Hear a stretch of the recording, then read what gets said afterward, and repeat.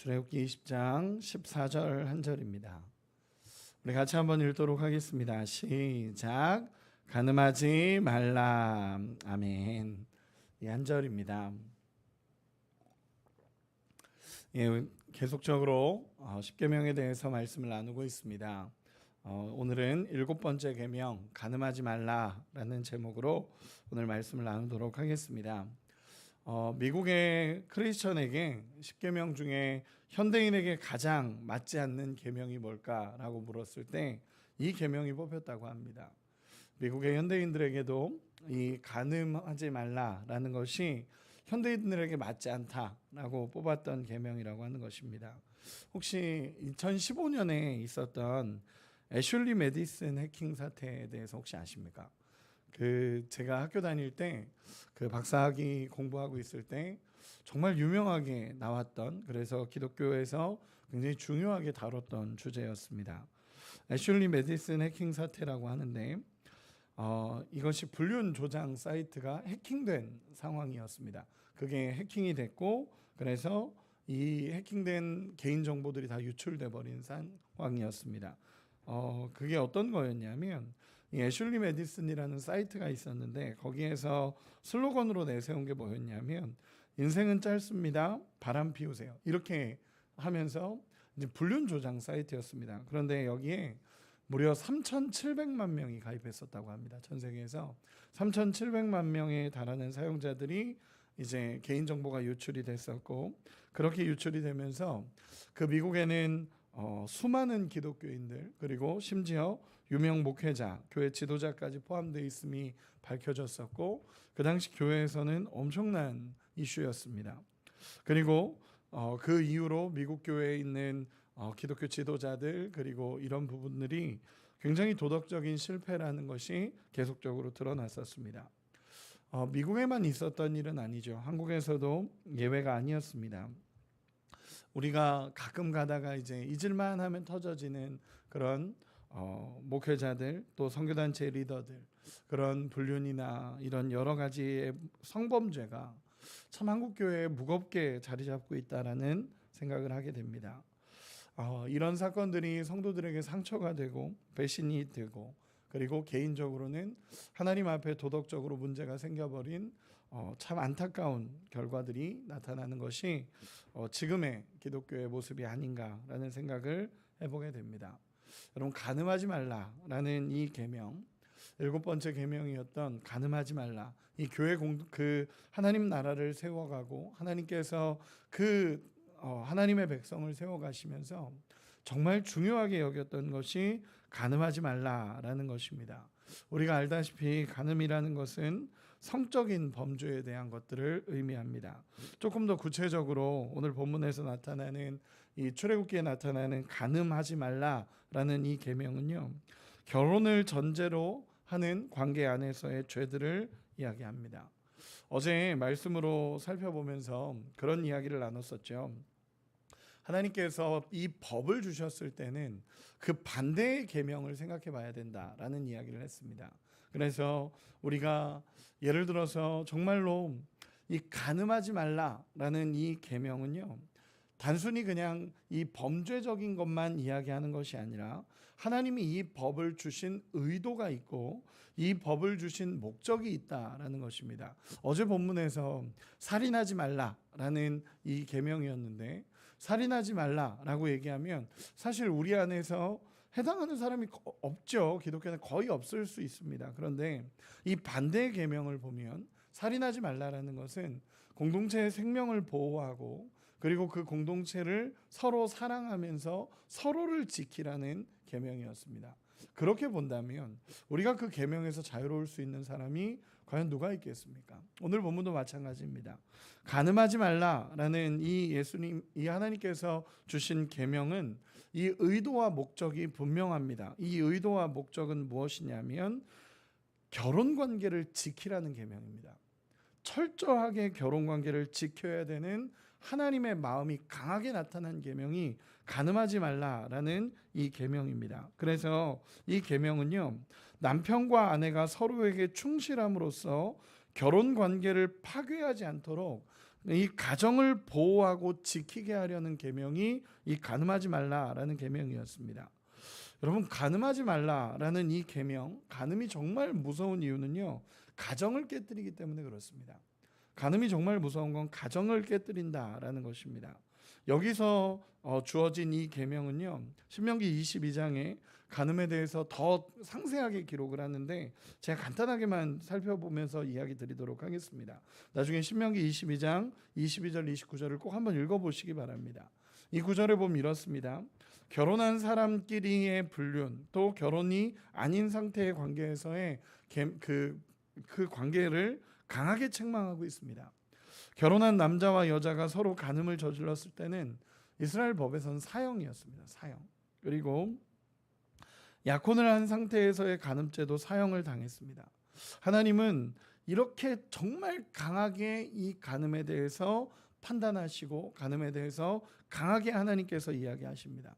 이 이유는 하나입니다. 하나님께서 말씀하신 대로 결혼을 지키고 가정을 지키라는 하나님의 명령입니다. 그래서 특별히 이 출애굽기에서의 이 간음하지 말라라는 이 10계명에서의 간음하지 말라는요, 철저하게 결혼 관계 그리고 이 성적인 관계에서 이야기를 하고 있습니다. 그래서 이 7계명은 단순히 혼전순결이라던가 뭐 어떤 성적인 것을 지켜야 된다라는 것을 넘어서서 포함하고 넘어서서 그것뿐만이 아니라 결혼의 소중함, 가정의 소중함에 포커스가 맞춰진 것입니다. 하나님께서 하나님의 공동체를 세우시면서 하나님께서 내 백성이다라고 하면서 이스라엘 공동체를 세우시면서 하나님께서 정말 중요하게 여겼던 것이 이 간음하지 말라라는 계명이었습니다. 심지어 신명기 말씀을 계속 보고요, 성경을 계속 보면 이 간음에 대해서 하나님이 얼마나 강하게 책망하시는지가 사실 드러나게 됩니다. 그런데 우리는 그 앞에서 제가 예화로 들었던 것처럼 수많은 이 시대를 살아가면서 우리는 이 간음에 대해서 너무나 쉽게 생각하는 것은 아닌가라는 생각을 해보게 됩니다. 하나님께서는 결혼을 지키고 가정을 지키기를 원하셨습니다. 간음이 정말 무서운 이유는 내 가정도 깨지만 다른 가정도 깬다는 것입니다. 그래서 이 하나님께서는 이 가정에 대한 이 간음에 대한 것을 정말 중요하게 다루셨고 하나님께서는 이 부분에 있어서 강하게 책망했습니다. 우리가 성경에서도 보면 요셉이 애굽의 종으로 팔려갔을 때 보디발의 아내가 유혹을 하죠. 보디발의 아내가 유혹을 하고 그때 이 요셉을 계속 붙잡습니다. 요셉을 계속 붙잡고 요셉은 안 된다고 하고 그 보디발의 아내는 계속 붙잡습니다. 그때 요셉이 했던 말을 혹시 기억하십니까? 뭐라고 하냐면 당신의 이 사람 보디발에게 범죄합니다라고 이야기한 것이 아니라 거절하면서 내가 어찌 하나님 앞에 범죄하리요라고 얘기합니다. 이 간음은 철저하게 하나님 앞에 서 있는 자로서의 고백이 돼야 된다라는 것입니다. 그래서 이런 유혹이 왔을 때 요셉은 내가 하나님 앞에 범죄할 수 없습니다. 하나님 앞에 범죄할 수 없습니다 라고 하면서 하나님이 기뻐하시지 않는다는 것을 그는 깨닫고 그것을 거절할 수 있었습니다. 여러분, 구약에서 이 하나님께서 말씀하신 이 간음하지 말라는 철저하게 결혼 관계를 지켜야 된다라는 하나님의 명령이 담긴, 하나님의 마음이 담긴 계명입니다. 그렇기 때문에 우리가 이 계명을 들을 때 우리가 잘 생각해야 됩니다. 우리가 이 10계명을 계속 들을 때마다 생각해 봐야 되는 게 뭐냐면 하나님께서 이 계명을 주신 의도와 목적입니다. 하나님이 그냥 간음하지 말라가 아니라 이 간음하지 말라에 숨어 있는 뜻은요, 철저하게 가정에 충실하고 철저하게 가정을 세워가기를 원하시는 하나님의 마음입니다. 여러분, 가정은 하나님께서 첫 번째 세우신 공동체입니다. 하나님께서 아담과 하와를 지으시면서 처음으로 가정을 세우신 공동체입니다. 그 가정을 소중하게 여길 수 있는 우리가 되기를 원하고 이 간음에 대해서 우리가 철저하게 정말 하나님 앞에서 우리가 살아가며 이것을 지킬 수 있는 은혜가 있기를 소망합니다. 신약 성경으로 넘어오면 이제 구약의 출애굽기에서의 이 간음이라는 문제를 이렇게 다뤘다면 신약으로 넘어와서 예수님께서는 이 7번째 계명의 의미를 더 확장시킵니다. 우리 한 번만 찾아보겠습니다. 마태복음 5장 27절 28절입니다.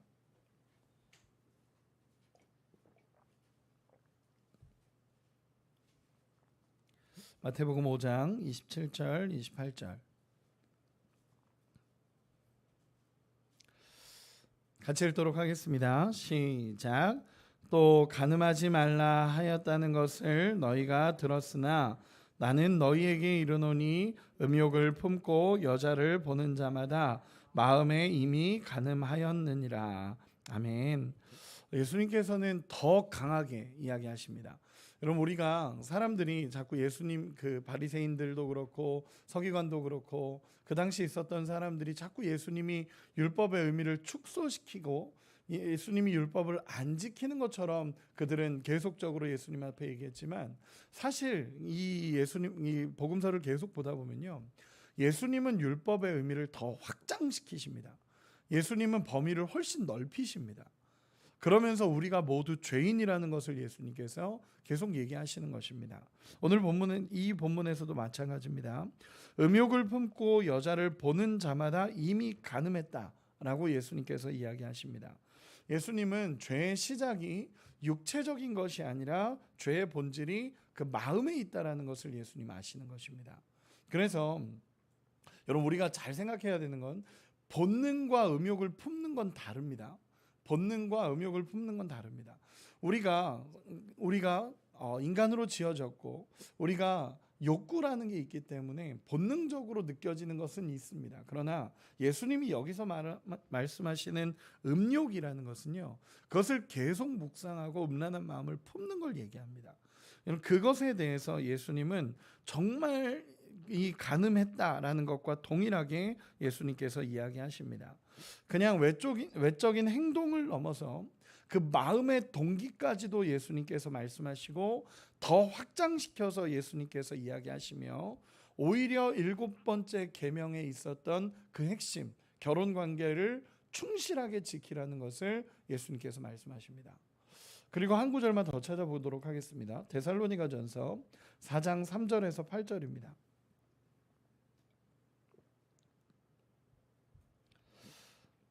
데살로니가전서 4장 3절에서 8절까지 말씀인데, 찾아주시면 제가 읽도록 하겠습니다.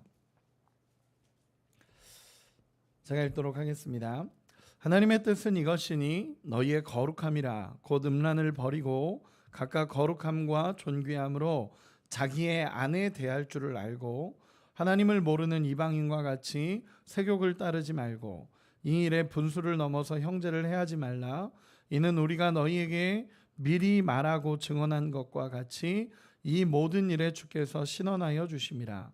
하나님이 우리를 부르심은 부정하게 하심이 아니요 거룩하게 하심이니, 그러므로 저버리는 자는 사람을 저버림이 아니요 너희에게 그의 성령을 주신 하나님을 저버림이니라. 아멘.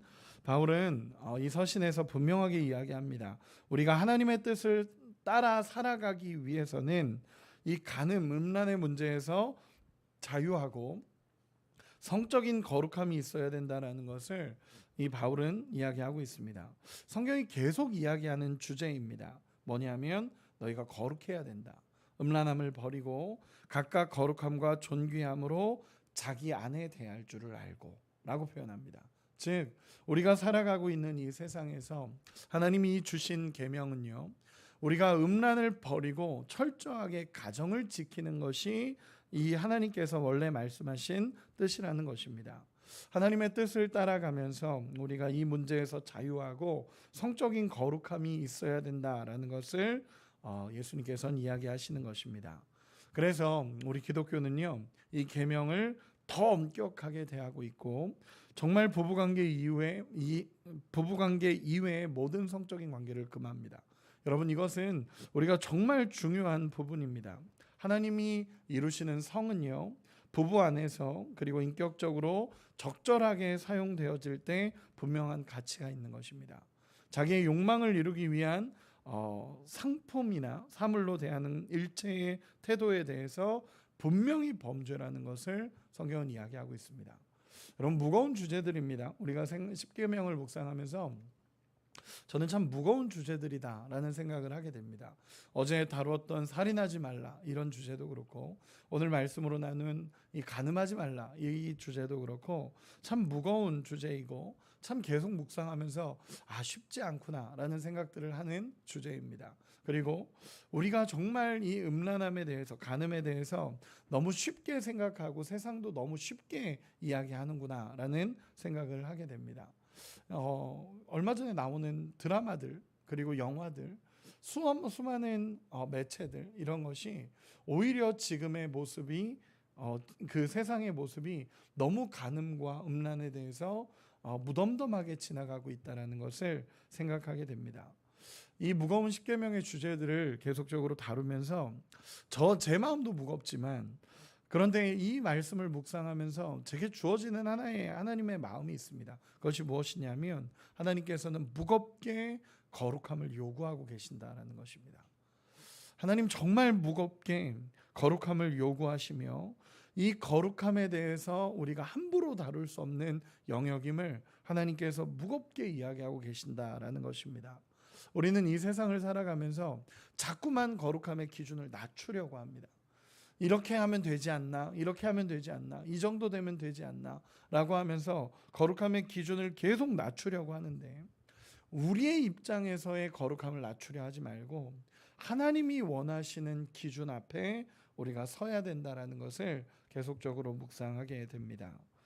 점점 성적 윤리에 대한 도덕적인 해이와 가정의 가치가 깨어지고 있는 이 현실 속에서 간음하지 말라라는 이 계명이 여전히 유효하고 중요한 의미를 가질 수 있을까라는 이 고민을 하면서, 동시에 하나님께서 얼마나 이 성적인 문제를 깊이 다루고 있는지, 그리고 하나님께서 처음으로 세우신 공동체 가정에 대해서 얼마나 깊게 다루고 있는지를 다시 한번 살펴보는 시간이 됩니다.